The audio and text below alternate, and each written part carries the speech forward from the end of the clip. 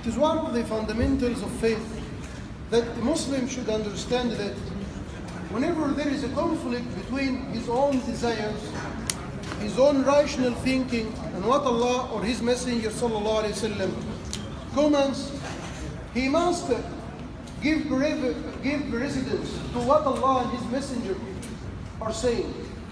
So your reason, no matter how intelligent, how wise, how great, how high you may be, will never be better, will never be more beneficial to yourself, to your family, to the human community, to the environment, to any business, than the statement, than the decision of Allah and His Messenger sallallahu alaihi wasallam. In this regard, we have one of the great ayahs.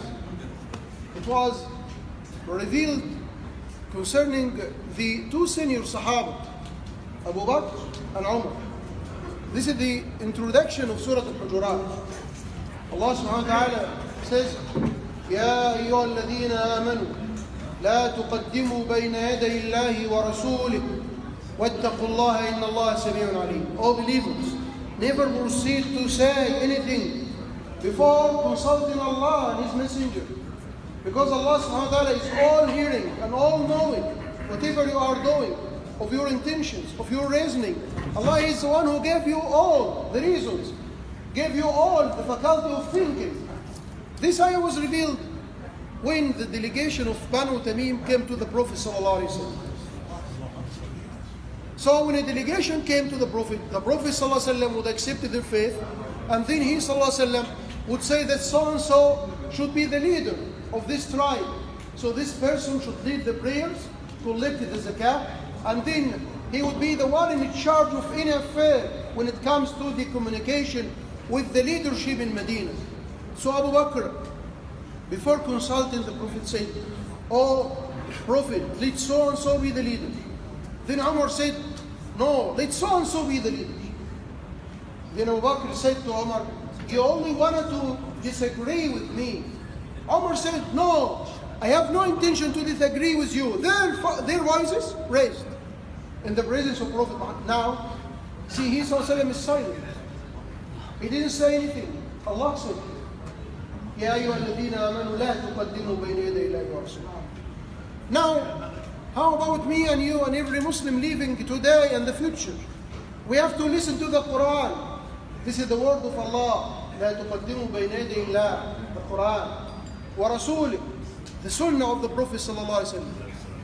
So before saying any statement, before doing any act, you should first become assured that this act is lawful in the sight of Allah, in the sight of the Prophet sallallahu alaihi wasallam. And it is permissible for you to say this or to do that in this specific time, at this specific day, at this specific location. Sometimes salah is forbidden. For example, it is not permissible for you to make voluntary salah when it is the time of sunrise or sunset. This is haram. It is disliked to make voluntary salah after us. Who said this? Allah subhanahu wa ta'ala. He told the Prophet sallallahu alaihi wasallam. The Prophet told us. The same goes true. It is haram for you to make siyam on the days of feast and on the 3 days after the feast of sacrifice. Who said? Prophet sallallahu alaihi wasallam. So these days are not for fasting. He said this is wrong. You shouldn't do it. It is haram, for example, to make prayers in the yard of animals, because this is a dirty place. You shouldn't make prayers there. So we understand how, when, why, how to say, when to say, how to worship. Allah subhanahu wa ta'ala just gave us the system, the operating system. And we as the created of Allah, we as the manufactured item of Allah, just follow the system of the Prophet sallallahu alaihi wasallam. When we follow the system of the Prophet sallallahu alaihi wasallam, then we are successful. After this ayah was revealed, Abu Bakr and Umar would keep silent in the presence of Prophet Muhammad sallallahu alaihi wasallam. And even when Umar would go to speak to Prophet sallallahu alaihi wasallam, he sallallahu alaihi wasallam would say, "Raise your voice. I cannot hear you." Why?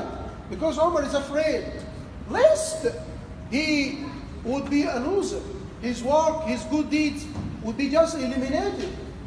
Because Allah subhanahu wa ta'ala said, "Ya ayyuhalladhina amanu la tarfa'u